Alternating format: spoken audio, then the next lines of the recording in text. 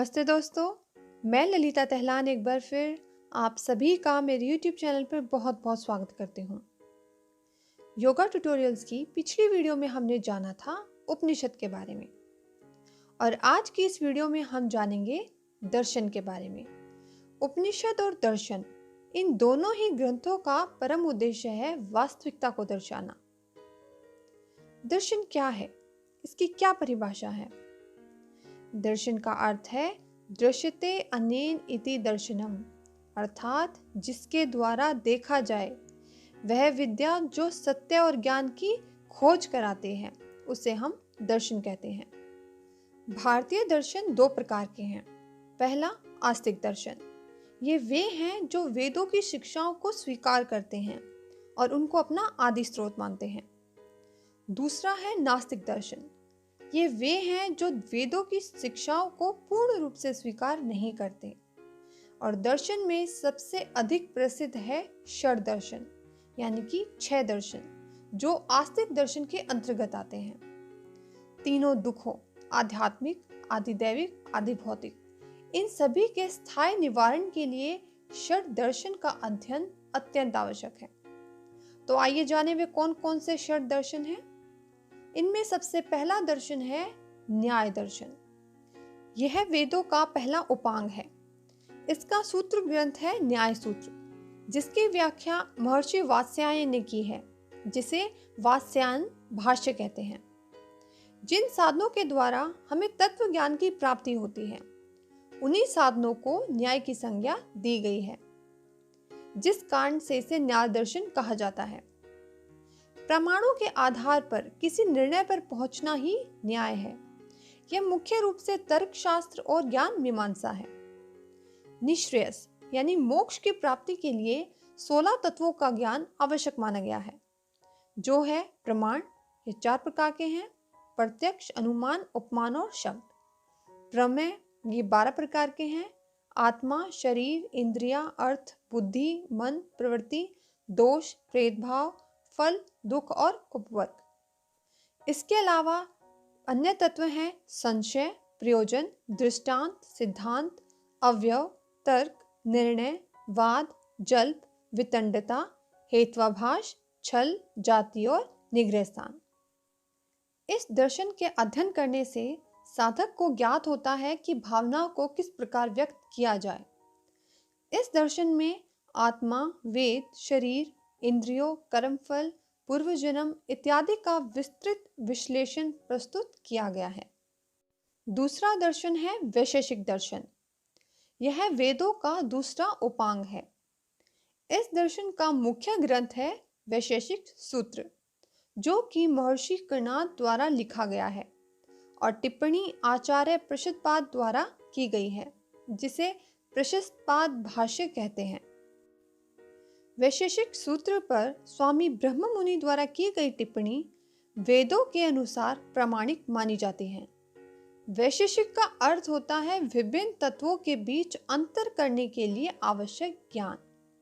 न्याय दर्शन की ही तरह वैशेषिक भी प्रमाणों को किसी भी पदार्थ के अंतिम उपादान कारण के रूप में मानता है। मोक्ष तक पहुंचने के लिए महर्षि कर्णाद ने भौतिक, अभौतिक, दृश्य, अदृश्य के बीच अंतर समझने की आवश्यकता का समर्थन किया है, जिसको निम्न भागों में बांटा गया है: 7 पदार्थ, 9 द्रव्य, जो है पृथ्वी, अप, तेज, वायु, आकाश, काल, दिक्, आत्मा और मन, 24 गुण, 5 कर्म, जाति और अत्यंत भाव। वैशेषिक सूत्र में महर्षि कर्णाद ने ईश्वर के अस्तित्व की वैधता को मंजूरी दी है। न्याय और वैशेषिक किसी भी पदार्थों की वैधता या अमान्यता तक पहुंचने के तरीके में बात करता है, जबकि वैशेषिक दर्शन पदार्थों के बीच भेद करने की बात करता है। हमारा तीसरा दर्शन है सांख्य दर्शन। यह वेदों का तीसरा उपांग है। इस दर्शन का मुख्य ग्रंथ है सांख्य सूत्र, जो महर्षि कपिला द्वारा लिखा गया है। सांख्य सूत्र की सबसे प्रमाणिक टिप्पणी महर्षि भगुरी द्वारा की गई है, जो इस समय उपलब्ध नहीं है, परंतु ब्रह्म मुनि द्वारा की गई व्याख्या पूर्ण रूप से वेदों के अनुरूप व प्रमाणिक है। यह दर्शन 24 तत्वों के ज्ञान का वर्णन करता है, जो है मूल प्रकृति, महत, अहंकार, मन, 5 ज्ञानेंद्रियां, 5 कर्म इंद्रियां, 5 महाभूत, 5 तन्मात्रा और 25वां तत्व है पुरुष। सत्व, रजस और तमस, इन तीनों गुणों के संतुलन की स्थिति को प्रकृति कहते हैं। और यदि इस संतुलन में किसी भी प्रकार की रुकावट या बाधा उत्पन्न होती है तो सृष्टि का निर्माण होता है। सैद्धांतिक रूप से सत्व, रजस और तमस सृष्टि के मूल कारण है। महर्षि कपिला के अनुसार तीनों प्रकार के दुखों से मुक्ति ही मोक्ष है और मोक्ष की प्राप्ति के लिए तत्व ज्ञान का होना अत्यंत आवश्यक है। तत्व ज्ञान ही सभी प्रकार की अविद्या के अंधकार को नष्ट करता है। सांख्य दर्शन न्याय अथवा वैशेषिक दर्शन का विरोधाभास नहीं करता, बल्कि यह साधकों को शिक्षा और अधिक ग्रहण करने में मदद करता है। चौथा दर्शन है योग दर्शन। यह वेदों का चौथा उपांग है। महर्षि पतंजलि द्वारा लिखित योग सूत्र और महर्षि व्यास द्वारा टिप्पणी की गई व्यास भाष्य भारतीय दर्शन के इस स्कंद के प्रमुख ग्रंथ है। न्याय, वैशेषिक व सांख्य दर्शन, इनके अध्ययन द्वारा साधक को मोक्ष प्राप्ति का ज्ञान होता है। योग दर्शन साधक को वह मार्ग दिखाता है जिस पर चलकर वह मोक्ष की प्राप्ति कर सके, और वे हैं अष्टांग योग, क्रिया योग और ईश्वर प्राणिधान। इनके नियमों का पालन करने की सलाह इस योग दर्शन में दी गई है। अष्टांग योग के 8 अभ्यास हैं: यम, नियम, आसन, प्राणायाम, प्रत्याहार, धारणा, ध्यान और समाधि।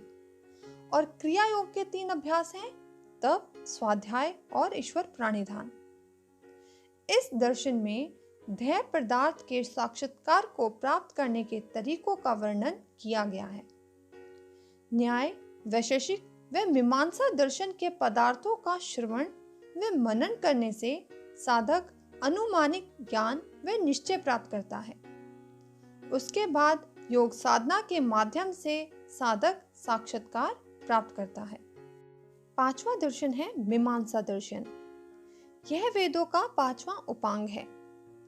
इस दर्शन का मुख्य ग्रंथ है मीमांसा सूत्र, जो महर्षि जैमिनी द्वारा रचित है और टिप्पणी व्यास मुनि द्वारा की गई है। भारतीय दर्शन के अन्य ग्रंथों में से मीमांसा दर्शन सबसे बड़ा ग्रंथ है, जिसमें 2500 सूत्र शामिल है। यह दर्शन विभिन्न यज्ञों और कर्म कांडों का वर्णन करता है, धर्म और धर्मी के आधार पर पदार्थों का वर्णन करता है और एक कुशल सामाजिक व न्यायिक प्रणाली के लिए सिद्धांतों और पदार्थों को दर्शाता है। इस ग्रंथ में धर्म से संबंधित सभी प्रश्नों के उत्तर मौजूद हैं, जिसके द्वारा मोक्ष ज्ञान की प्राप्ति होती है, और इसीलिए मीमांसा दर्शन का उद्देश्य मोक्ष है। इस ग्रंथ पर शबर स्वामी द्वारा की गई टिप्पणी शबर भाष्य उपलब्ध है, जिसमें इस दर्शन के पहले 12 अध्यायों की टिप्पणी मौजूद है। बाकी के बचे 13 से 16 अध्यायों पर टिप्पणी संस्कार कांड ग्रंथ में मौजूद है। शबर भाष्य पर 2 टीका प्रसिद्ध है, जिनमें से पहला कुमारिल भट्ट व दूसरा प्रभाकर मिश्रा द्वारा लिखा गया है। छठा और आखिरी दर्शन है वेदांत दर्शन। यह वेदों का छठा उपांग है। इस दर्शन का मुख्य उद्देश्य है ब्रह्म के मूल स्वभाव को जानना और ब्रह्म यानी ईश्वर साक्षात्कार की प्राप्ति करना। इस दर्शन में ईश्वर के गुण, कर्म व स्वभाव का वर्णन किया गया है। इस दर्शन का मुख्य ग्रंथ है वेदांत सूत्र, जो व्यास मुनि द्वारा रचित है, जिस पर टिप्पणी महर्षि बोधायन द्वारा की गई है, जिसे बोधायन भाष्य कहते हैं। उपनिषद वैदिक साहित्य का अंतिम भाग है, इसलिए इसको वेदांत कहते हैं। वेदों का शाब्दिक अर्थ होता है वेदों का अंत। कर्मकांड और उपासना का मुख्यतः वर्णन मंत्र और ब्राह्मणों में है और ज्ञान का विवेचन उपनिषदों में। वेदांत की 3 शाखाएं जो सबसे ज्यादा जानी जाती हैं वे हैं अद्वैत वेदांत, विशिष्ट अद्वैत और द्वैत। आदि शंकराचार्य, रामानुज और श्री मध्वाचार्य को इन तीनों शाखाओं का प्रवर्तक माना जाता है। विभिन्न दर्शनों के बीच समानता। जो षट दर्शन हमने जाने, इनके बीच क्या समानता पाई जाती है? पहली कि सभी दर्शन अर्थ से शुरू होते हैं और वैदिक परंपरा के अनुसार किसी भी साहित्य की शुरुआत में ये शब्द प्रयोग किया जाता है। दूसरा, सभी दर्शन पहले सूत्र में प्रस्तावित विषय को परिभाषित करते हैं। तीसरा, सभी दर्शन पहले अपना उद्देश्य बताते हैं, फिर अपनी विशेषताओं का उल्लेख करते हैं और अंत में इसका विश्लेषण किया जाता है। चौथा, सभी दर्शन अपनी शिक्षाओं को संक्षेप में सूत्रों के माध्यम से प्रस्तुत करते हैं।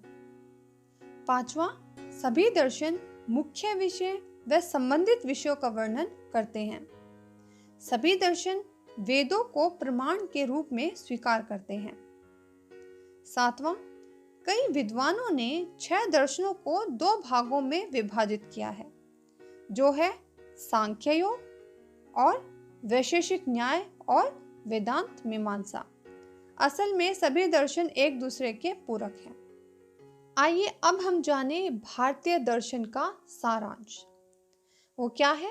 पहला है व्यवहारिक।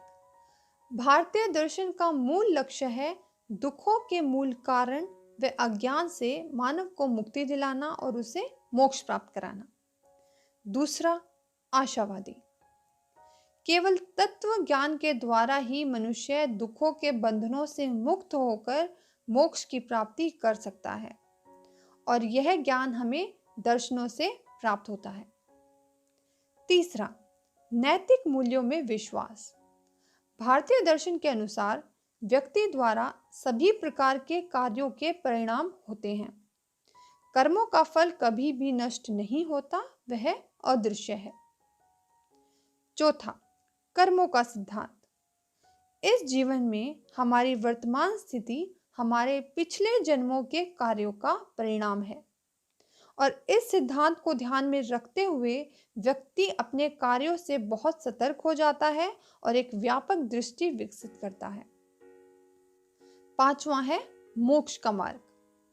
अज्ञान, अविद्या यही जीवात्मा के बंधन का मूल कारण है, जबकि तत्व का ज्ञान जीवात्मा को इस बंधन से मुक्त करता है और मोक्ष नामक सर्वोच्च आनंद को पाने में उसकी मदद करता है। तो दोस्तों, ये आज हमने जाना षट दर्शन के बारे में। ये कितने प्रकार के होते हैं, इनके बीच क्या समानता है और इनका क्या सारांश है। मैं उम्मीद करती हूँ कि आपको मेरी आज की वीडियो पसंद आई होगी और अगर आपको मेरी वीडियो पसंद आई है तो प्लीज़ मेरे इस वीडियो को लाइक करें, मेरे चैनल को सब्सक्राइब करें और बेल आइकन दबाना ना भूलें। अब मैं बहुत जल्द आपसे एक नई वीडियो के साथ दोबारा मिलती हूँ। तब तक के लिए धन्यवाद।